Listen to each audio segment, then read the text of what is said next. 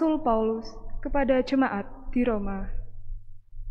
Saudara-saudara, kita ini orang berutang, tetapi bukan kepada daging, supaya hidup menurut daging. Sebab jika kalian hidup menurut daging, kalian akan mati. Tetapi jika oleh Roh kalian mematikan perbuatan-perbuatan tubuhmu, maka kalian hidup.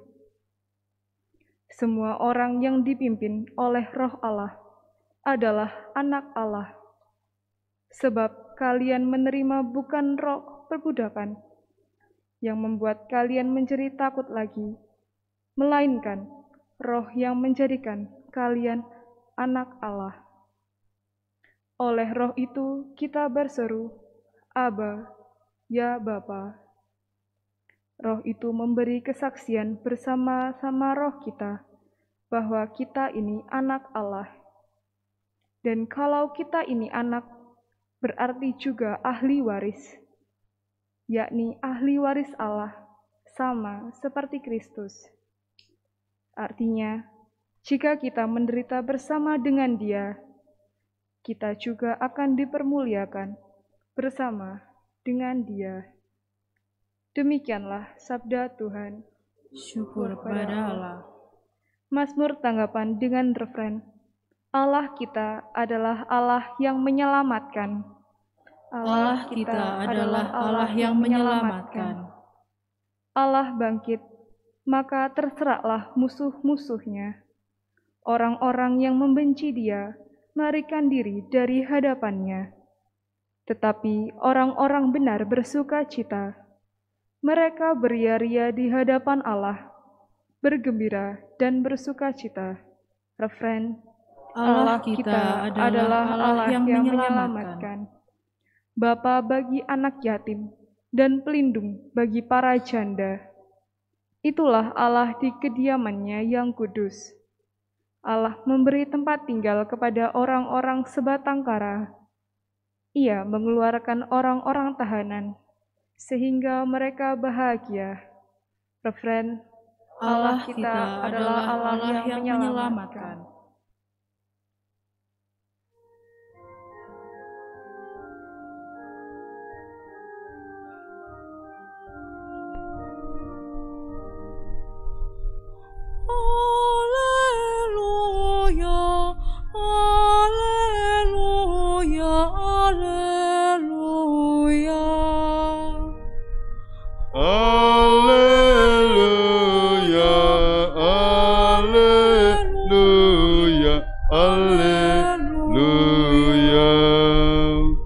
Sabda-Mu ya Tuhan adalah kebenaran.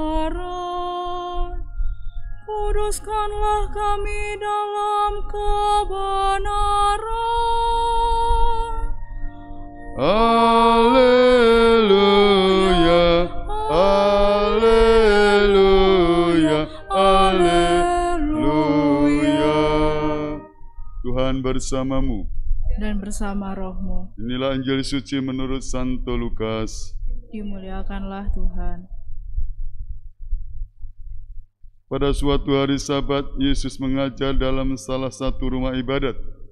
Di situ ada seorang wanita yang telah 18 tahun dirasuk roh. Ia sakit sampai bungkuk punggungnya dan tidak dapat berdiri lagi dengan tegak. Ketika Yesus melihat wanita itu, dipanggilnyalah dia. Lalu Yesus berkata, "Hei ibu, penyakitmu telah sembuh." Kemudian wanita itu ditumpanginya tangan, dan seketika itu juga ia berdiri tegak dan memuliakan Allah. Tetapi kepala rumah ibadat itu gusar karena Yesus menyembuhkan orang pada hari Sabat. Lalu ia berkata kepada orang banyak, "Ada 6 hari untuk bekerja. Karena itu datanglah pada salah satu hari itu untuk disembuhkan dan jangan pada hari Sabat." Tetapi Tuhan menjawab dia katanya, "Hei orang-orang munafik, bukankah kalian semua melepaskan lembu dan keledaimu pada hari Sabat dan membawanya ke tempat minum? Nah, wanita ini sudah 18 tahun diikat oleh iblis. Bukankah dia harus dilepaskan dari ikatannya itu karena dia keturunan Abraham?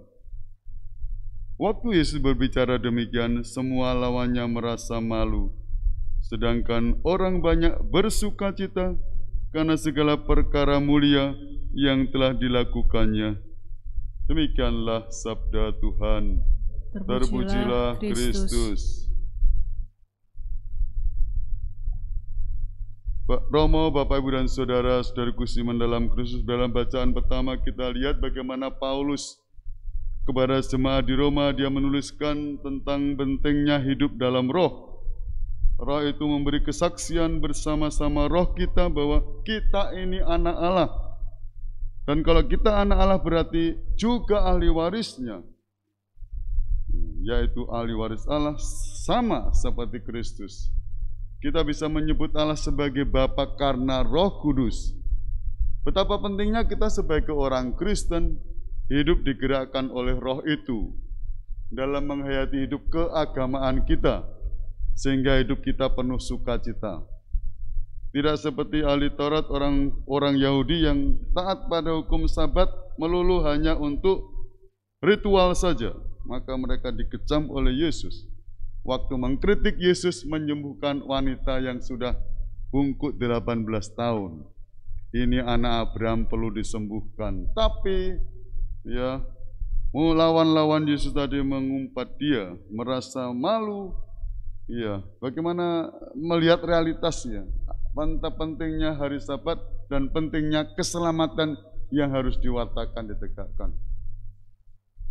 Daripada kita terjebak dengan ritual semacam itu, mari kita bersama Yesus ya, melihat gerakan roh yang mengundang kita untuk senantiasa bersukacita karena telah diselamatkan, mengalami hari ini.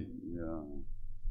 Dari hari ke hari kita hidup penuh sukacita apabila kita dipenuhi oleh Roh Kudus. Roh Kudus, tanda-tandanya datangnya Roh Kudus, selain kita bisa menyebut Allah sebagai Bapa, kita juga disadarkan akan kekurangan dan dosa kita. Kalau Anda merasa, aku ini orang berdosa, Roh Kudus berkata. Mengakui bahwa kita punya dosa dan kesalahan. Kalau kita mengatakan, saya tidak punya dosa, pembohong besar. Ya. Hari-hari ini mulai diadakan pengakuan dosa. Jangan bingung, dosa saya apa, Romo? Loh, maka perlunya penelitian batin. Ya.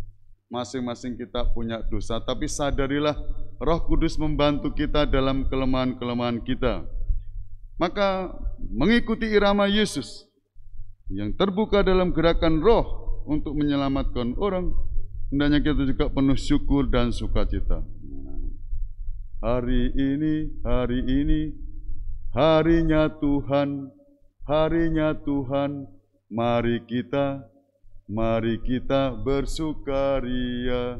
Hari ini harinya Tuhan, mari kita bersukaria.